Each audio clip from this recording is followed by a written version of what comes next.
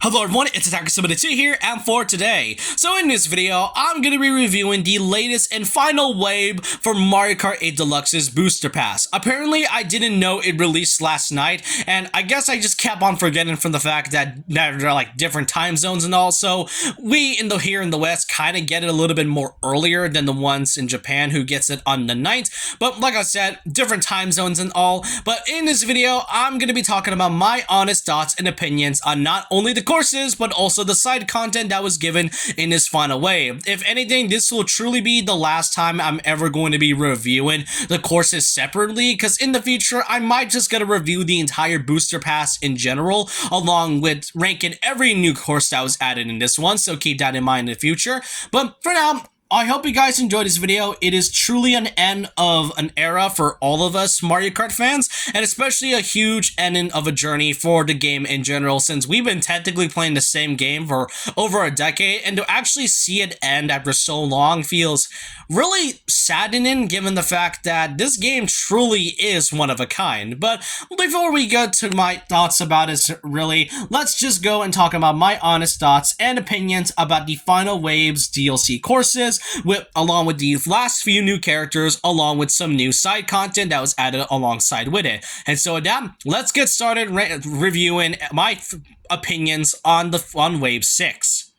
So first of all, we've gotten ourselves the last 4 new characters in this one, and I will say I like most of the choices here. With the 4 characters, we were given the additions of Diddy Kong, Funky Kong, Pauline, and Peachette. Now, to really see these characters being added is quite a treat. Now, yes, it is unfortunate that we weren't able to see characters like Nabbit, King Babam, Monty Mole, Hammer Bro, Dixie Kong, and a few others that weren't able to make it from Mario Kart Tour into the console versions and all. But I will say I do appreciate the choices here. Diddy Kong and Funky Kong returning after so long was really great, and it pretty much gives me, the Wii and Mario Kart Wii fan, really, it makes me happy given the fact that every character from Mario Kart Wii has fully returned. It really was something to say at least. Pauline is a character I think should have been added from, like, I don't know, the first thing they should have added with the 4th wave and all. And Peachette, yeah, I still stand by my statement. I am not a fan of Peachette's inclusion either way. I get it, it's probably just to save time and money since hers and Peach's models are kind of the same, but not really. But otherwise, I'm just kind of not a fan of this character's inclusion either way. But what I do appreciate, however, is that it is incredible how in the original Mario Kart 8 version, we used to have one of the most underwhelming rosters in the base game when they first came in the Wii U. Now we went from basically this to by far one of the most variety character rosters I've seen in a Mario Kart game. Yeah, with characters such as, you know, the iconic Mario Kart Wii cast, with a few characters like Kamek finally making it into the game, PD Piranha and Funky Kong making their triumphant return, along with Donkey Kong finally not being the only DK characters in this entire game. If only Dixie Kong was added, then we could have gotten the entire Donkey Kong crew in this one, but I can see why they weren't able to. I just kind of wish they decided to add a few more. It's crazy to me that how they teased like 6 characters only for them to reveal 8 characters in total. And you may have noticed that from this character select screen, they did mush in the Inkling Boy and Inkling Girl costumes with the villagers as well, just like what they did with the original version of the game, where it was mostly just the villager having 2 different genders when you pick their costumes. So that I do really like. Another thing to mention is that Pauline and Peachette, these 2 characters, also have exclusive biker outfits, which it is great to see. And what's really interesting is that both of them are very unique. Unlike the other characters like Peach, Daisy, and Rosalina, who mostly has a color bike suit that is mostly just white with their color stripes that represents the dress they wear, like Peach has pink, Daisy has orange, and Rosalina has light blue. For Pauline and Peachette, they both have unique outfits, since the fact that they came from Mario Kart Tour technically, and in that game, bikes weren't a thing in this one. So to actually see them get full-on biker outfits and to have them really unique is something. Now, yeah, I did say that Peachette is still a terrible pick in my opinion, but I do really like her biker outfit. It's very distinct out of the other 3 characters we are used to and all, and I am still glad about the character choices nonetheless. Along with the characters, we were also given 17 new Mii costumes that were added. Technically 18 because of the addition of the Daisy outfit that you can get via scanning the Daisy amiibo. Here we were given a lot more variety of outfits, going from the PD Piranha one, the Moo Moo one, the question mark costume, the Wiggler one, and the ice cream. Everything else is now fully variety. It has a lot more unique looks for our Mii, since first of all, I don't own every amiibo, unfortunately. I only own the Bowser and the Luigi one, and that's about it. But to really see these outfits, added, and especially since they're free, makes it all the better. And personally, if I have to be honest, I just like the Goomba outfit. I mean, come on, look at the Goomba outfit. It just looks like it's staring at you almost the entire race, and really, because it is. Overall, I also just love the side content they've given us. Aside from the Mii costumes, they've also given us a music player in which you can play the courses music, which if you don't want to look up YouTube, you can just go to the game and hear the music for free. And now we get to the one you all been waiting for, the last 8 courses for Wave 6. First off is the Acorn Cup, starting out with Rome Avanti. I really like this course, fun music and all. I like how it sets place in night, since, I've always wanted to visit Rome one day, and I really love the structure, going from the Colosseum, the museum, and a lot of the statues right here. It's a nice course overall, and when you get to the Colosseum, I like how there's chain chomps just roaming around the place, which I've been noticing a theme in basically a lot of these past spin-off Mario games, where there's usually a chain chomp in a Colosseum, pretty much representing, Colosseum fights in general. Overall, a great course for it to start off with. Then we get to DK Mountain, one of my most wanted courses in this game, and now it is finally being added in HD, and really, this is still a great course as it usually is. The one detail I love is that the volcano in the very back, once you get launched, and when you look behind it, you may have noticed that the volcano's face has a bit more light in it, making the volcano way more intimidating and menacing than the one back in the GameCube game, really.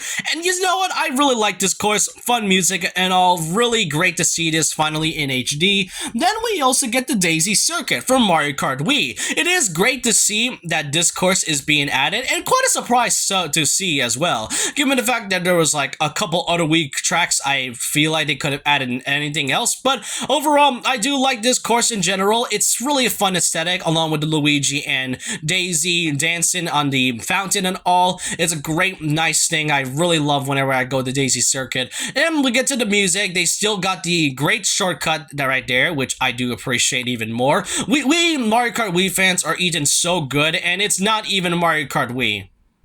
Then we get to the last Mario Kart 8 Deluxe, or should I say new Mario Kart Tour track, that being Piranha Plant Cove, that's what it's called. It was either that or Pipeline, and unfortunately for those Mario Kart Tour fans, Mario Kart Tour's Piranha Plant Pipeline is the only new tour course that isn't added into this one, meaning that it's basically going to be stuck behind a mobile game for all eternity, and that's a shame though. However, I do like this final new course they've added. I really like how it's mostly taking place in underwater, which is something that most courses don't really do with much, except for ones like Dolphin Shoals and all. And I guess, and Water Park too, we don't really get much courses that takes place underwater, so this one I do appreciate. I also like the Mares and the temples going by, and all the Piranha Plant themes going around it, and the music too. Really appreciate it. Overall, the Acorn Cup is pretty great. We got some nice choices and fun additions, and especially one of my favorites being added.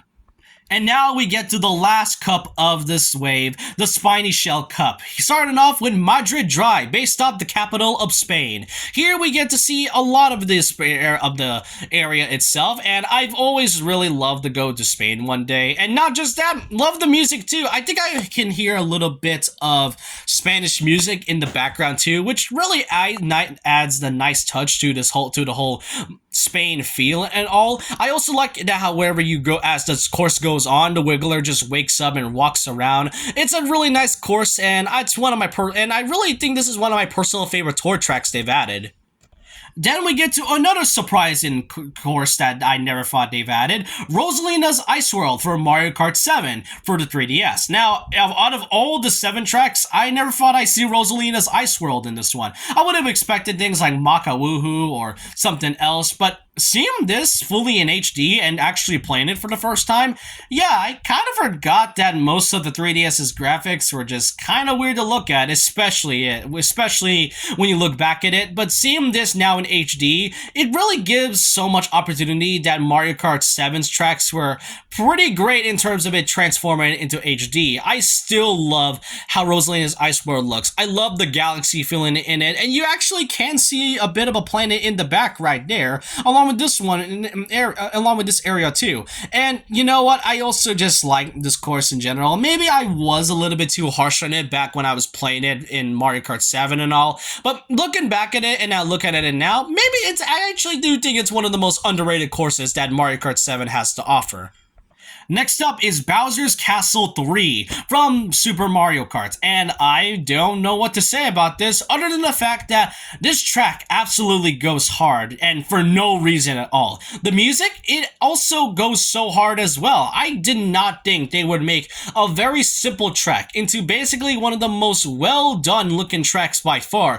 I just don't know what to say about it. It's basically a loopy-loop, obviously, like with every other Super Mario Kart track and all, but with this one, they improved a lot of things. You can go up the pillars, you can do a lot of trick shots and all, you can take different paths. This right here, I never thought they would improve on a Bowser Castle track of all things, especially from the first Mario Kart game of all things, and I do appreciate the effort they do put in there. And then we get to the final course, and I think I couldn't think of a better way to end it all with Mario Kart Wii's Rainbow Road. Mario Kart 7 and Wii's Rainbow Road were one of the few predictions I did last year, and one of the things I stated that was so obvious was that Wii's Rainbow Road could be the last track to end off the Spidey Shell Cup, and you know what? They absolutely nailed everything about it. The music track still slaps to this day. I love Mario Kart Wii's aesthetic and music in terms of its Rainbow, and one of them is its Rainbow Road. The track itself still great to play on, and I really enjoy everything about it.